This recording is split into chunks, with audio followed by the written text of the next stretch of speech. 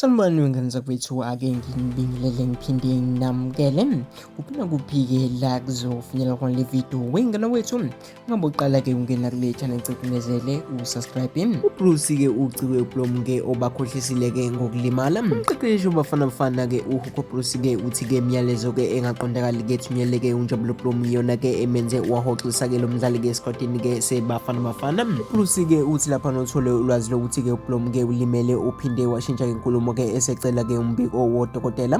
Lo mdlali-ke wase-St. Louis City-ke ube esevuma lapha nokuza-ke ekhempini yeBafana.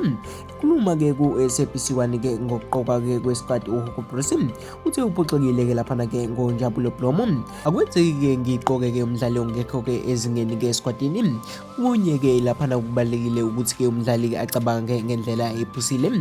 Blom-ke usithumele umyalezo-ke ngomsombuluko esichazela ukuthi angeke afike-ke ekhempini ngoba-ke ulimele-ke ehlombe. Uchazela-ke lo mqeqeshi ilandelele-ke laphana ngokucela-ke umbiko wodokotela. uNjabulo Blom-ke usithumele-ke umyalezo-ke ngemuva kwezinsuku-ke ezimbili echaza ukuthi-ke uzokwazi-ke ukuzomela-ke izwe. Akazange athumele-ke nombiko wodokotela. Akusikho-ke okokuqala-ke kwenzeka lokhu-ke ngomdlali.